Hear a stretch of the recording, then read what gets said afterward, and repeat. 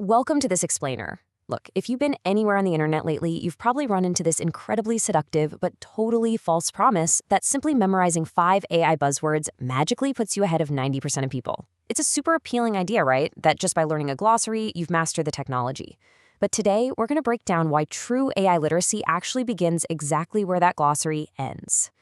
So here's our roadmap for today. We're going to cover the glossary is not enough, tokens and context windows, temperature and hallucinations, the RAG reality check, and finally, the missing skill verification. Let's just jump right in. Part 1. The glossary is not enough. The whole core problem we're looking at today was brilliantly highlighted by researcher Muwawi Mahmood, who pointed out that knowing a definition absolutely does not mean knowing how a system fails in real work. And that is such a critical distinction. You can explain the concept of an AI hallucination perfectly to your team, but you can still fall victim to a fabricated citation if you don't actually understand the operational mechanics at play. A company can buy a model with a massive memory capacity and still completely bury the correct answer in a mountain of totally irrelevant text. Vocabulary just does not equal competence. Moving on to Section 2, tokens and context windows. Let's actually look under the hood at how the fundamental building blocks of AI language are processed. Okay, so here's our definition of a token. Now, reading this, it sounds super technical, but totally harmless, right? Like, it's just how the AI chops up text. But the hidden economic consequence here is massive, especially when you step outside of the English language. Check this out. If you take a basic customer support message and translate it perfectly from English to Arabic, the exact same meaning wildly changes your operational cost. Why? Because English is incredibly compact for these models. Arabic, on the other hand, can be aggressively fragmented into way more tokens by the tokenizer. This means if you're building an API or a software product, you literally cannot estimate your budgets or your system limits based on English alone. At scale, tokens aren't just text, they are units of access, capacity, and hard cash. And that brings us to where those tokens actually live, the context window. Think of this as the model's working memory. Naturally, you'd think a bigger context window gives the model more room to work with, right? Well, yes and no. We absolutely cannot confuse capacity with perfect recall. Because just because the information fits inside the window doesn't mean the model is actually going to reliably retrieve it. Researchers have documented this very real phenomenon known as the lost in the middle pattern. Imagine feeding an AI a 40-page policy manual. If you ask a question about a tiny clause buried on page 15, the model might just totally ignore it and give you generic fluff. The model's performance is usually sharpest at the very beginning and the very end of your prompt. So the crucial point here is, it fits and the model will correctly apply it are two entirely different claims. All right, Section 3, temperature and hallucinations. Let's transition to how AI models actually make choices and what happens when those mathematical choices result in absolute fabrications. You've definitely heard the term temperature. A lot of people market a higher temperature as this magical creativity dial. Crank it up for poetry, turn it down for math. But honestly, that shorthand is dangerous. It completely confuses mathematical probability with actual human taste. Here's what it actually does. It just changes the sampling width. Raising the temperature creates more variation, more randomness, and it includes less probable options. It does not suddenly grant the AI genuine intention, taste, or creative judgment. A human still has to look at that wider pool of raw material and decide what is actually relevant. If your initial instructions are bad, turning up the temperature is literally just going to give you a wider variety of bad answers. And when those bad answers look incredibly convincing, we run right into our next term, hallucinations. The real danger here isn't just that the model is wrong. Ordinary software produces errors all the time. The danger is the presentation. The model serves up these completely fabricated errors in clear, highly polished prose, complete with fake statistics, fake case names, and fake links. It looks totally ready to publish. And that polished presentation has very real-world consequences. $5,000.